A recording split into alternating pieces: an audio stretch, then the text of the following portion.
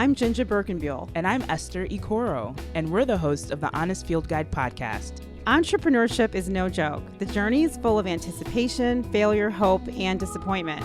You'll make money and be totally broke at the same time. The Honest Field Guide podcast tells you the truth. We know being an entrepreneur is crazy hard, and you will sometimes cry at dinner. Listen in to be inspired, laugh, and learn how to really thrive on your business journey.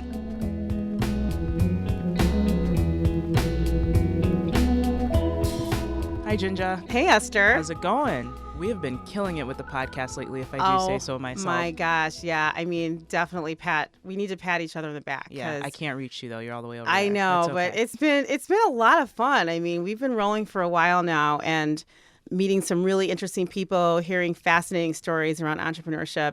And, today I'm super pumped because this is our, first conversation with someone that has a multi-generational legacy family of brands or branded family, however you want to refer to it. Yeah, legacy's putting it lightly. I mean, that's light, right? I mean, it's like light. So it's kind of cool because I think a lot of new entrepreneurs really see what's in front of them step by step, which is what has to happen when you're growing a business. But when you consider what it takes to grow and sustain and carry on a business over decades and decades and decades. And I feel like this particular person we're about to talk to, we're maybe running into 100 years of a family-owned business. That is inconceivable. It's inconceivable. I mean, right? Yeah, I mean, the thought of how many evolutions the brand and the family and the world has gone through to still be, moving forward and making strides and changes and growing with the times and be relevant is no small feat. So tell us who we have with us today. So as vice chairman of Breakthru Beverage Group, Danny Wirtz serves on the company's board of managers and works closely with the CEO and executive management on integration, strategic planning, and supplier relations. A skilled leader with a proven track record of success, Danny leads with passion and a commitment to the future of the organization. As a fourth-generation family leader, Danny assumed this position from president and CEO of Wirtz Beverage Group, where he oversaw day-to-day leadership of the company's domestic and international businesses. He has served in a variety of roles for Wirtz Beverage, including oversight of the company's commercial teams, corporate strategy, and supplier relations. But here's the really cool thing. Danny's brand promise on Twitter is food, drink enthusiast, distributor of all things wine, spirits, beer, and lifelong puckhead. Welcome, Danny. Don't forget the last one. And mostly dad. And mostly dad. Yeah, I saw that. I love it. And mostly dad. That's so great. Well, welcome. Well, Dad. No.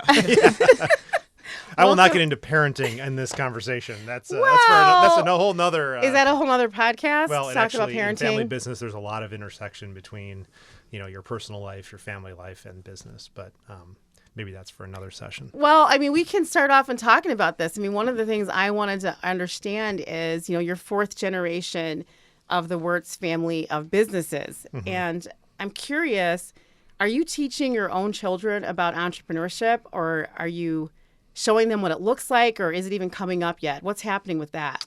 It's interesting because I think for our kids, they go to hockey games like it's Sunday dinner, just like I did, right? And my oldest daughter, Rosemary's been in 3 Stanley Cup parades. These are amazing privileges and things that she probably doesn't even realize the context and how special that experience is. So, they're at the age now where we start to explain the family business, the role of these more high-profile companies like the Blackhawks and the United Center, and, how special they are, and really just instilling that humility to appreciate them and to respect them, and not to be something that you run around bragging about on the schoolyard kind of thing, which was very much how I was brought up, given access and exposure to so many really world-class special opportunities. With your daughters, and you have 2. I do. Do they seem interested in what you're doing as a business, or do they seem not interested? Well, I think in general, we have a lot of conversation about all the different things that are going on. So we talk about the business of the Blackhawks. We talk about the United Center. It's very delicate in the alcohol beverage business, talking about You think? Wine, spirits, and beer. But also, I don't want to stigmatize it either. Right. I want them to know that there's a responsible way and there's an age piece, and that when they get older, they can enjoy it. But so it's really important to actually engage in that conversation about that. They kind of distill things down to just, Dad, you go to every day and just sell beer, which isn't exactly accurate. But I let them have it. But it's, I think, really fun to talk about these businesses. Some of the newer businesses like Banner, which is a video production company, they're fascinated by, as kids that are growing up with TikTok. The idea that you could be, as a profession, go to work every day and make videos sounds really cool. So they're looking to get some internships there. Our involvement in partnership with Osprey Garden. My youngest, Juniper, loves making flower arrangements when she goes over there. So they're seeing this amazing world of opportunity and different types of businesses, and really try to talk about that these are businesses. They're really special and cool, but there's people that work there. There's people that kind of dedicate a lot of energy to making these businesses and successful. It's good for them to understand that as well. So I want to understand your evolution into stepping into the family business, because it's really amazing that you have this perspective to talk to your daughters about it, and you're kind of preparing them for possibly engaging further with a family business. What was it like for you? Because you're a creative, you were in the music industry. Yep. So I want to understand what that journey was like, how you decided to move to New York and pursue that, and then what brought you back into the family business. So I think in family businesses, there's sort of two paths. One is sort of you grow up in the business. As soon as you're old enough, you are actually employed by the business, and that's your path. And for many people, that's very successful. They work from the ground up. They take on lots of roles in the company, and that really is their world. And that's great. I have cousins that have done that, and it's a great experience. For me, growing up, there really wasn't a lot of pressure. My dad didn't put a ton of pressure on me to go do this, and then, we expect you to join the business. My parents were always really supportive of following my own path. So as I got interested in marketing and music and entertainment and all those kinds of things, kind of high school and college, I very much wanted to kind of go do my own thing. And so they were always very supportive, from, taking internships over the summer at record labels to eventually going on tour. Huge leaps of faith for my parents to see that this was going to eventually lead into something more stable. And eventually, getting employed in New York and really forming my own career was really important to me, because it also proved that I could be employed, I could have my own career without necessarily needing the family, and eventually kind of having an evolution to where I actually wanted to be and bring those skills into the family business 10 years into my career. Did you feel when you were in the music business that there wasn't a future there? Because I'm trying to understand how you got pulled into the business and decided that was the right path. Because I'm in the music business as well with my husband, with our other alter ego band, Utah Carol, right? And we spend a lot of time writing songs. And there's the beautiful side of the music business, and there's the ugly side. And I feel like you were on a fun, creative side of the business. How in the world did you give that up? And did you give it up? My primary area in the music and business was kind of on the agency side. So working for Cornerstone and the Fader was a great time in the kind of early 2000s. Great music was being released out of New York. We played a role in helping to support promotional and marketing efforts of labels. It was the early days of sort of, quote, internet marketing, when it was its own department, like new media. It wasn't marketing. It was its own thing. And that was also the early days of Napster too. So you saw the kind of business model of music changing. I was fortunate at the company at Cornerstone too.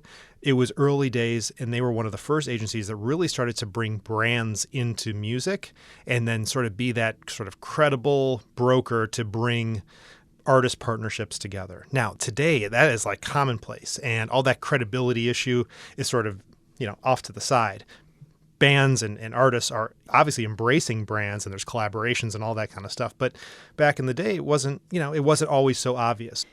How has your creative background informed how you run the businesses today? Not the new businesses you've launched, but how you're actually integrating with the Wirtz family business. And I ask this because you're fourth generation. The previous generations, do they even know exactly what's happening in terms of the integration of technology and music and creativity with the companies? Because I'm not sure how the companies have been run, but I imagine, just because of how I know you, you've brought a lot of freshness and innovation to the brands. How has that worked for you? Because, you have this great background.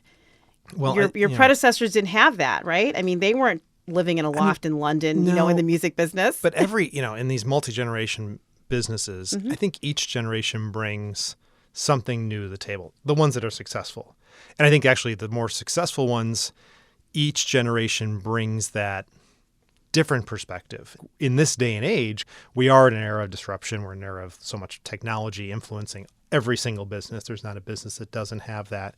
And so having some experience there and having a little bit of a different perspective, I think has probably been pretty helpful to the company to look at things a little bit differently. It only works if it's embraced by the family. And I think from the day I moved here from London, my dad saw my different experience as an advantage versus something that, go sit in that office and learn the business for the next 20 years and forget about what you did before. No, he was the opposite. Danny looks at this differently. Why don't we bring him into the meeting? Maybe he can add something that we haven't thought of before. And if that generational acceptance happens, it really becomes very evolutionary. And that's how I think these businesses can live on from generation to generation, sort of embracing it. And my dad's a great example of, he admits to maybe not knowing how to do all this stuff, but he usually knows what's important. The fact that you had somebody, your father, who believed in you, gave you the platform to say, let him do this work because I see it and it has to happen. I don't know what I'm doing, but I want him to manage it. Because I think some people don't have that buy-in and it's hard for them to, get the work done. And I also think that you clearly are a brilliant communicator, so you're able to articulate some of the things that need to happen, to grow the business. I like the idea of having an internal team, especially when it's related to your family business and the Blackhawks, because you're able to control your message a little bit better. Sure. We talk about this all the time with entrepreneurs. When you don't put yourself out there in your message, someone else will. Yeah. And then when that message gets out there, whatever way it gets there is the way it's going to stay, especially in the age of the internet. So, yes. You have the ability to craft interesting, intimate, personal stories around the Blackhawks team. And fans love that. I mean, they want those humanizing stories because, as you said, sometimes with the athletes, they're not really humanized. They're larger than life, and they don't have regular problems that everybody else has. They're Absolutely. Just, they're playing on the ice or on the field, and that's sort of what people see. So I love the idea that you were able to bring this together and bring it to life.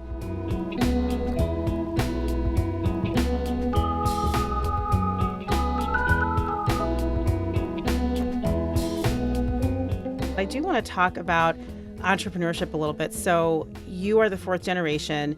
You grew up seeing your father, your grandfather, and I don't know, did you see your great-grandfather work? A little bit. You did? I'm not really Goodness working. gracious. He was sort of at the end of his road, but still, I witnessed his presence. He was a very intimidating, large man that, so sort of, and obviously see Danny's face. His face is like, especially as like I was a 3 or 4 year old. Yes, exactly. I mean, I'd love to understand what that would have been like to grow up as a young boy. Because I saw a picture of you in your father's arms as a baby.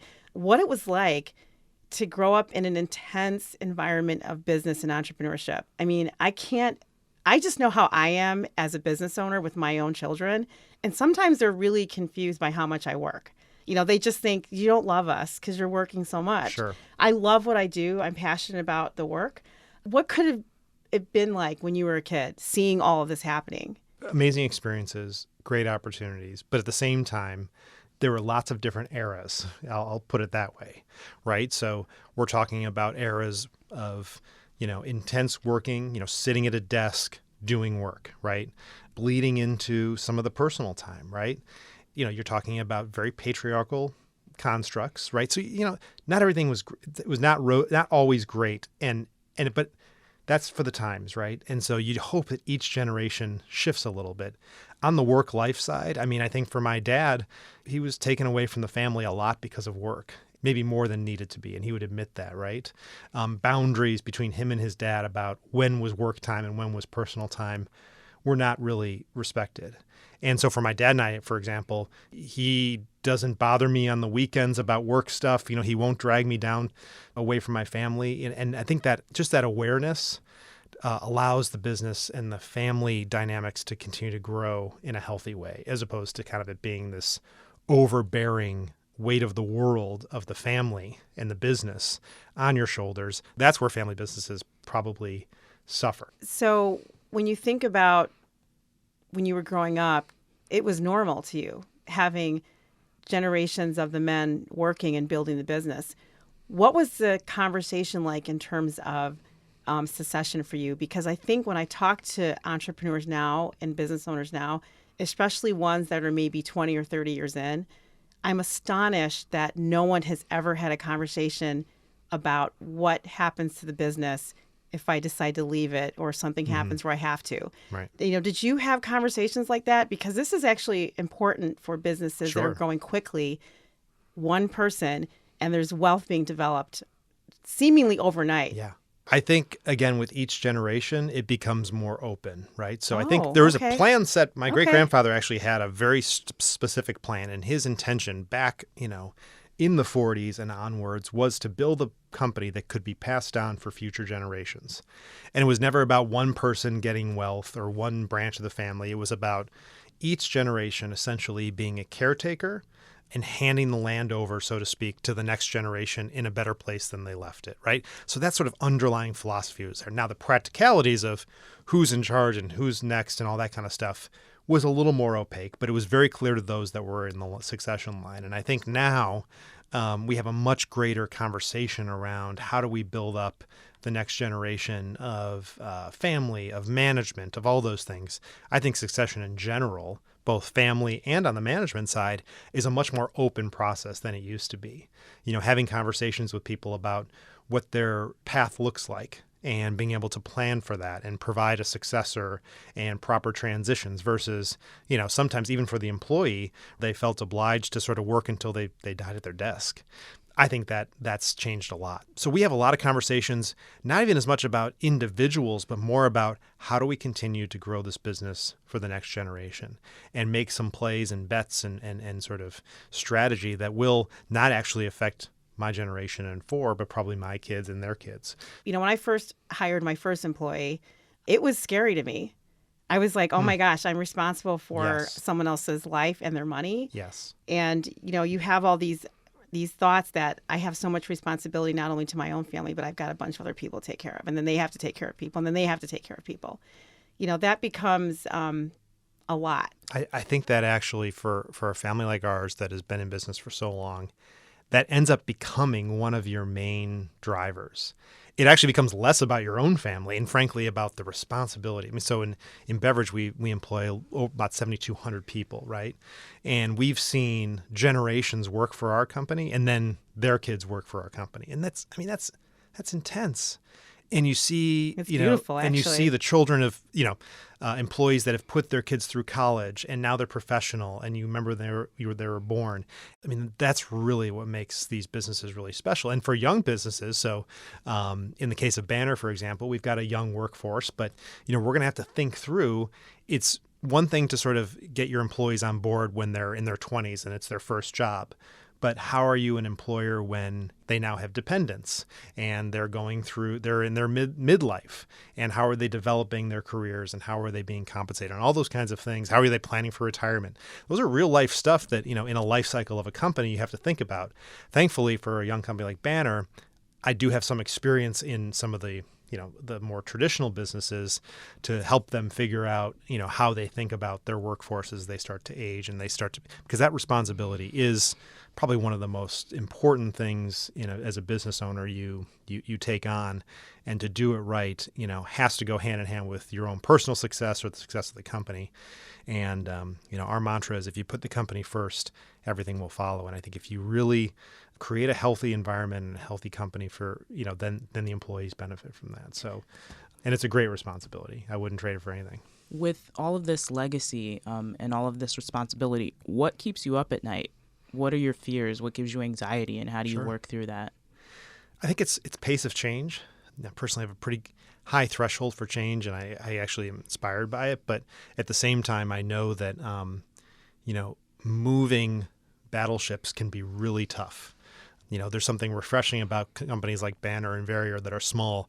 They can move on a dime. Larger entities like Breakthru Beverage or the Blackhawks or the United Center doesn't have that ability. But we really try to build in that agile environment and flat organizations to allow it, because I do think the changing consumer, we're seeing it every day, whether that's consumption habits on the beverage side and people shifting categories and no longer brand loyal, to in the hockey world, how the younger fans and generations of fans will access tickets and access the sports as entertainment, as part of an overall entertainment dollar. I mean, these are all sort of existential threats that are out there. And I think as a owner and as a family long-term thinking, those are the things that keep you up. Now, the management team, they've got to worry about today. They've got to worry about, getting the product on the field, so to speak, or delivering the business today.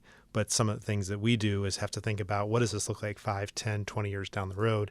And can we start to plant the seeds today to ensure that we're prepared for that pace of change and that kind of disruption that's around the corner? Seems like you were born to do this work. I mean, everybody that's born into a family business isn't born to do the work. Did you get an MBA? Is this just something that you feel like is just a natural instinct? There's a point where I probably could have happening? done my MBA, and then I think I just sort of chose this work, just thrown into the work, as my sort of on the job. So I always, for example, there was an era at the time Wirtz Beverage where I was able to go out and hire and bring in a real blue chip head of HR, a new head of finance, a new CIO, and those three functions in particular. I think I could have taken classes at Kellogg to teach me about HR, but working hand in hand with a top flight HR leader gave me such great understanding of that function, for example. Same thing with IT, same thing with finance, right? So I benefited from, frankly, just building a team around me and working with really talented people that are experts in their functions, surrounding yourself with good people and being humble to let other people, really shine in their areas is really a recipe for success. So frankly, everywhere I go, I just try to make sure I continue to surround myself with people that are smarter, people that are better, and people that are skilled, and frankly, that will take us, further ahead. I wanted to ask you a little bit, switching gears, about food and the taste of alcohol. You do a lot of traveling around the world. Mm-hmm.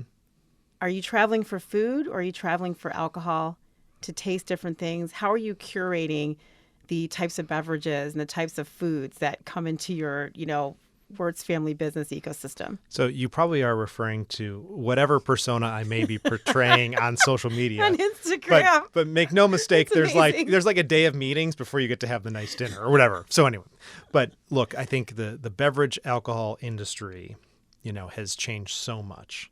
Spirits was kind of a commodity items. Wine is really, in the U.S. and North American palate, relatively new in the last, 40 years. But the combination of the rise and the appreciation of spirits, wine, and craft beer in the context of food moments. So, when we are at specific events, or there are, especially in wine, food and wine it's a marriage that's always been together. So very fortunate that oftentimes there's a food element, whether you're having a meeting at a winery and their chef comes out and makes you dinner. I mean, it is a nice perk to it is the romance of the industry. Unfortunately, the reality is we could go out to Cicero today where they're, sending trucks out for the holiday rush, and it's a lot less glamorous. So that's really the reality. Right. We're very fortunate that we do get to see some of the nicer elements of the end product, and the end experience for the consumer is this sort of elevated, whether it's through cocktails or whether it's through wine and beer too. I want to understand, do you mentor other people? Because I feel like the knowledge that you've gained over the years and the knowledge that you're still receiving, and you're curious, you're looking around, you're talking to people, you're bringing people together at the company. How are you helping someone else learn? I know that you're, talking to your family about how to continue the business, but are there other people that are not relatives that you're sort of taking under your wing and saying, learn this, do better, you're doing great? Sure. What does that look like for you? I can't say that I have like a formal mentoring program, but I really try. And I think this has been a hallmark of my family, is to be accessible, right? So when friends need a sounding board, or colleagues need to talk about their career or what they want to do. Or a friend of a friend is an entrepreneur that has a new product that he wants me to try. Like, I try to make myself available because I think it's just an important thing. And frankly, it's very inspiring. I get a lot out of just meeting people and where they're at and what kind of, where they're at in their journey, and whatever I, can impart, I try to take that seriously, knowing that I sort of pinch myself a little bit. I guess I do have some experience that is very helpful. And so any opportunity I have to share that is definitely sort of part of my DNA without it being a formal. I've got 5 mentors or mentees that I'm working with. I feel like I'm kind of constantly doing that as much as I can, just with an open door. How do you stay grounded? I ask that because we met in Michigan at what's the place called where the rides are? And Captain Mike's. We met at Captain Mike's. Yes. And the reason we met, my son noticed your wife's cell phone cover, which is the same exact cell phone cover as mine, because my kid's a hockey player and he's always looking at the puck, so he notices weird things that nobody else notices. And we had this conversation, and what I know about you and your wife Anne and your children, you're so kind and so grounded. And you just said, I try to help people that ask. How do you maintain that? And I say that because as an entrepreneur and a small business owner myself, and the work that I'm doing nationally and internationally with some of the global brands I work with, sometimes I have to put up a little bit of a wall because I've got to get work done. Yeah. And there's a lot of people asking for things and people that need things from me. And I can only give so much. But you seem so giving all the time and so open. I can't even figure out, with all the things that you're doing, how you manage to maintain that. Do you meditate?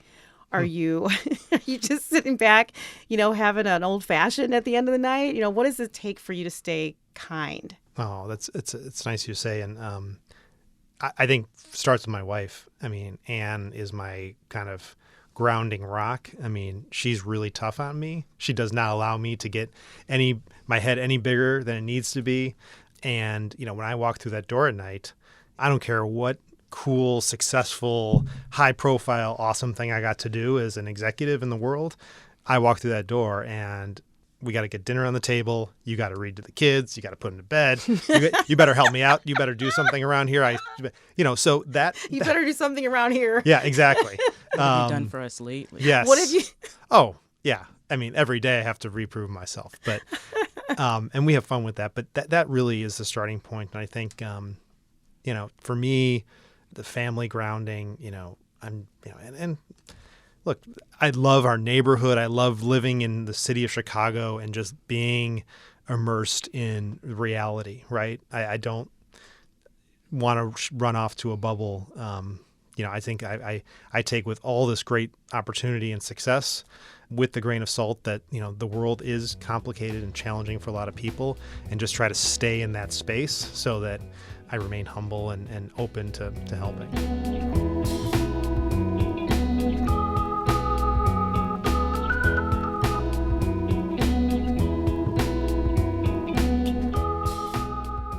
How do you stay connected to the new and innovative things that are happening in Chicago? Because I have been fortunate enough to be able to understand a little bit about supply chain, how larger companies link into smaller companies and different sized brands to keep their offerings diverse and keep new things coming to their fans, their consumers, their clients.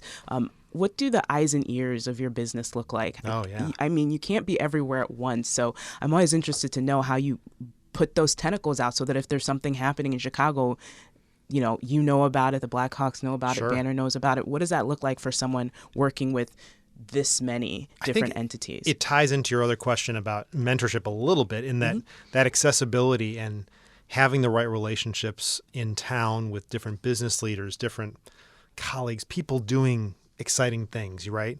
That's tend to be where I feed off of what's happening. And it may be a couple people that work in different pockets in tech.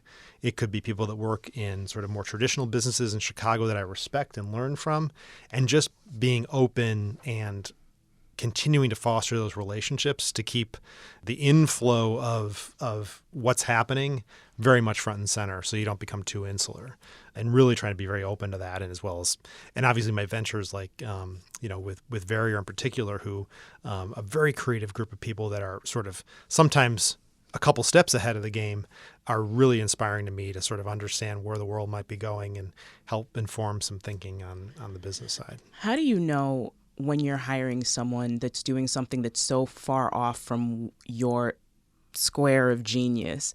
How are you able to vet that person? How do you kind of hone your eye to be able to look at different people in different disciplines and say that person right there is the one that's going to fit here, that knows what they're doing, that's going to be able to push things forward? Because you talked about analytics, we've talked about food, we've talked about alcohol, we've talked about creativity and video and social media and storytelling. Kind of the stakes are a bit higher to make sure that you're choosing like the A people and the A players. How do you approach, hiring and engaging people like that in those various parts of your companies? Yeah, I think that's one of the great things about being exposed to so many different people and companies. And I think the health of our businesses is bringing in people that don't fit the mold. And I encourage as much of that as possible. People that kind of come in with a little bit more of a disruptive mindset or a different skill set than what we're used to seeing in any of these very traditional businesses.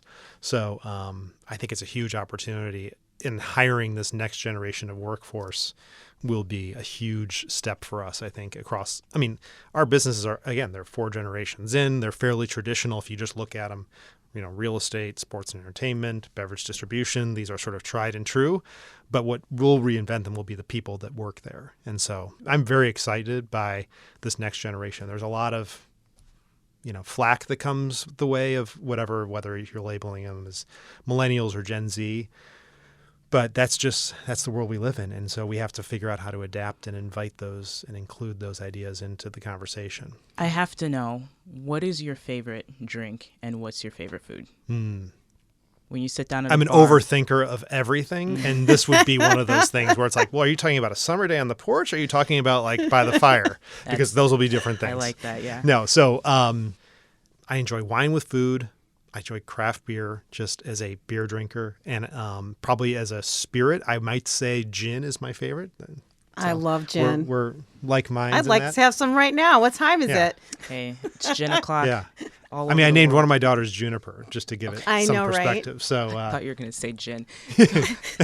Yeah, but Juniper's a great name because it makes me think of the song. Yeah. Not, Yes. you know It's what a I mean? That's beautiful really what I think about as a musician. So, Asbury Garden and Verrier, these are 2 really cute brands. Yes. They have cute logos, cute visuals. The people that work there are cute. I mean, everything is just great about them. It's just a really, really 2 great brands. Sure.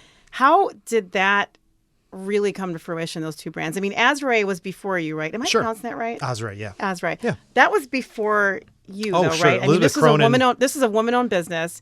She's been around for a while. She's got the most beautiful, high-end, elegant arrangements and flowers. And now the new store that's across the street from Google at the Ace Hotel has the best stuff ever. I mean, Yes. $150 candles, $200 candles. I mean, some of those things are really for special occasions, Sure. but then there's a range of things. Yep. Talk about those 2 brands and what was your involvement in bringing those to life? So this is not a straightforward answer, but that's the beauty of what this whole project is about, really. And it started first from a friendship between Chris Caskey, who was the president of Pitchfork at the time, and at the time I was I just assumed the role of running the Wirtz Beverage at the time, and lots of mutual friends wanted to put us in touch. We got together.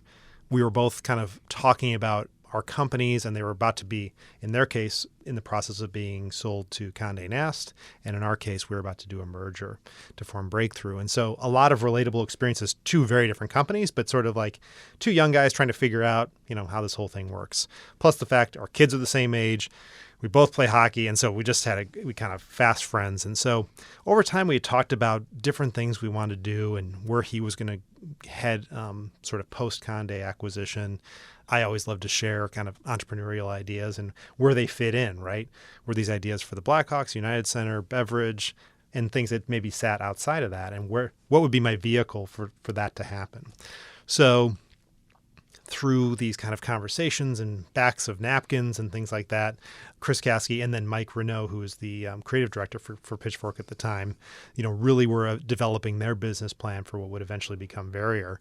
And, our conversations ended up becoming one and forming a kind of a 3-person partnership that was Verrier in output. So really the idea of sort of this creative entity that is both disciplined but also open and has the ability to do lots of different types of creative work was really appealing to me, both in the traditional sense of them being a resource for something like the Blackhawks, to which they're an agency that work with the Blackhawks, but also in a non-traditional way to become partners in sort of venturing into new things and creating our own brands and creating brands and working with other brands that we love.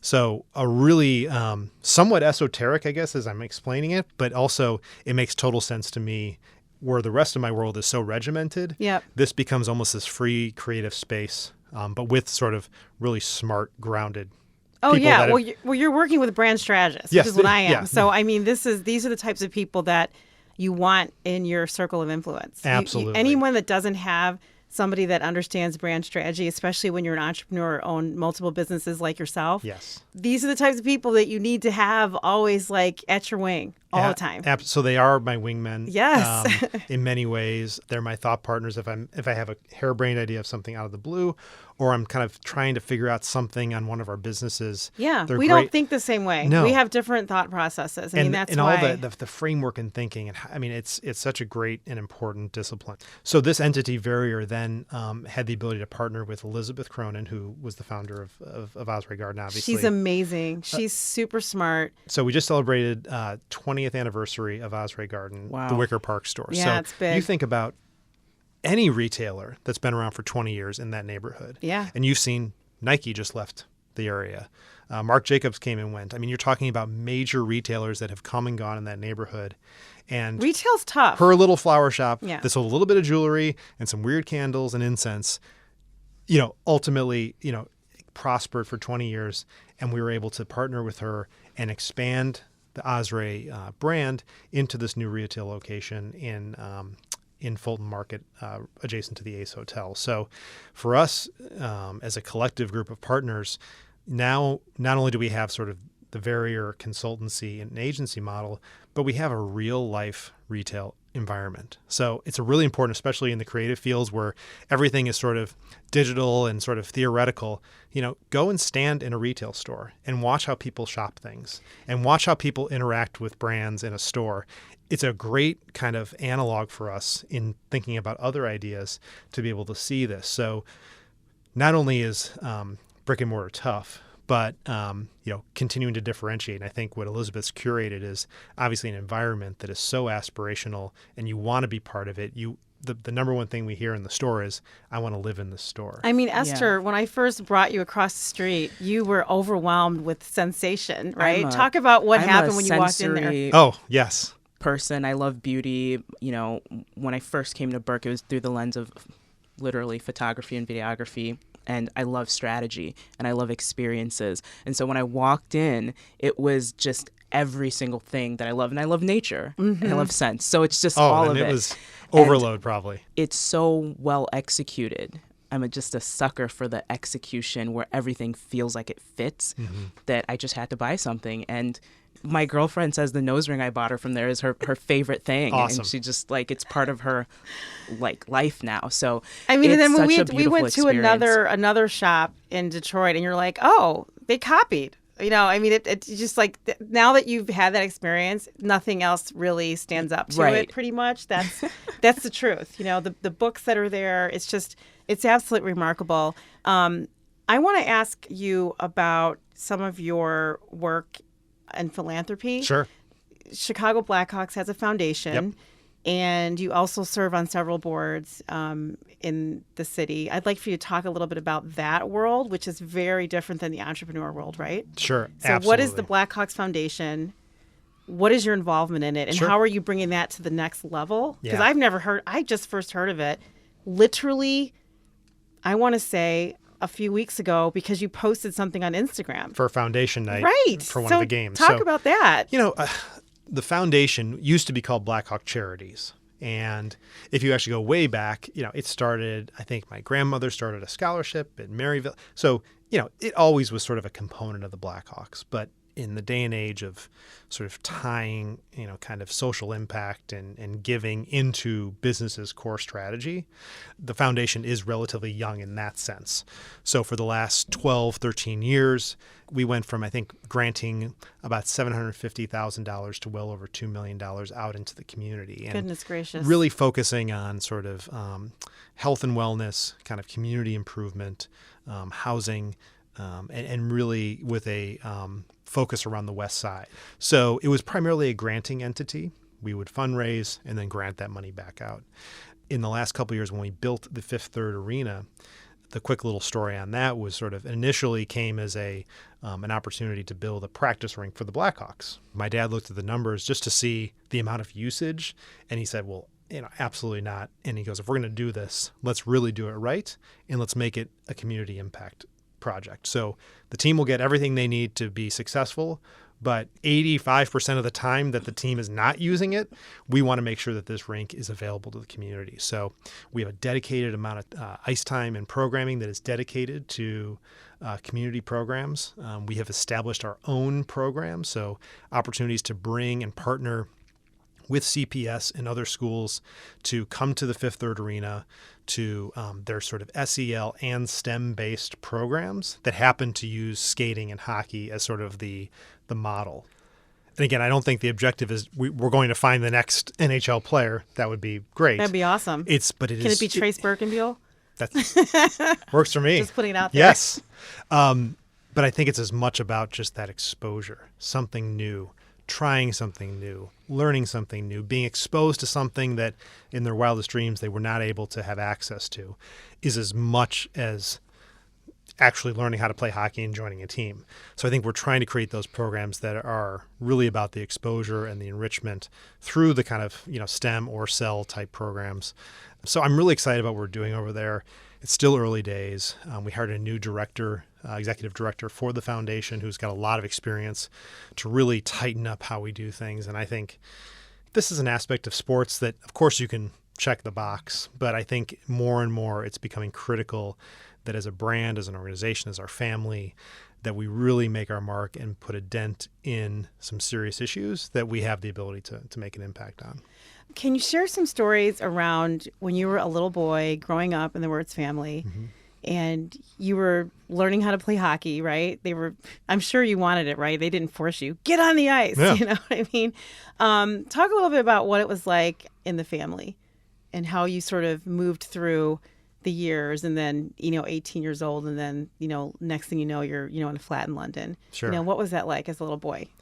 So just playing hockey, I love the sport. It didn't take any nudging from my family to get involved.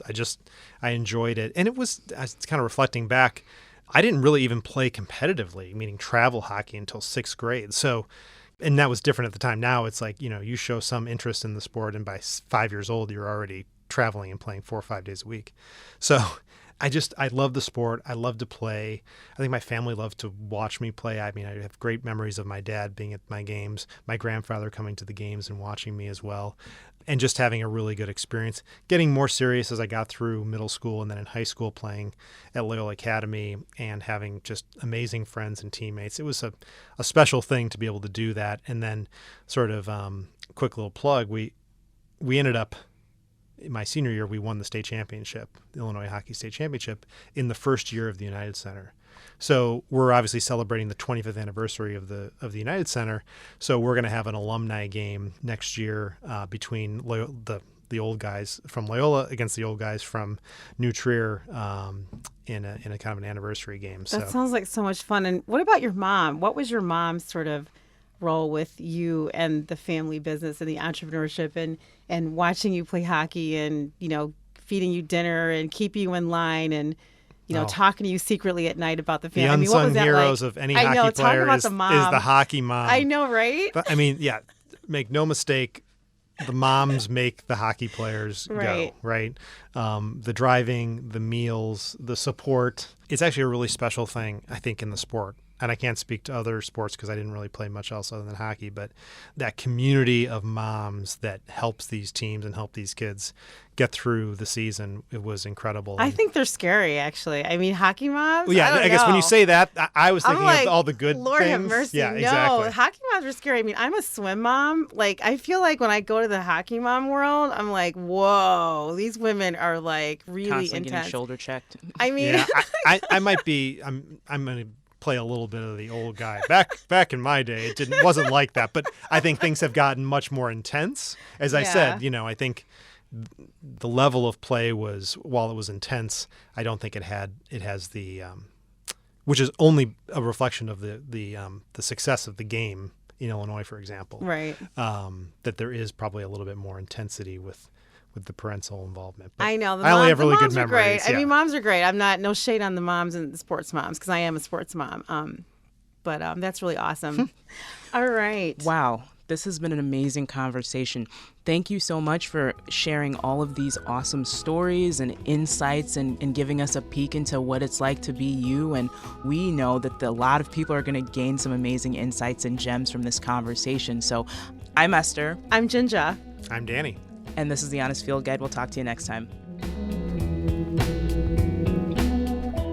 The Honest Field Guide podcast is produced by Birk Creative, written and created by JinJa Birkenbeuel and Esther Ikoro.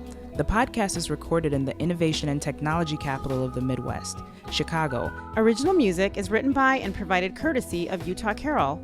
Follow Honest Field Guide on Instagram and Twitter. The opinions expressed on the Honest Field Guide are opinions only and only represent the views of JinJa Birkenbeuel and Esther Ikoro.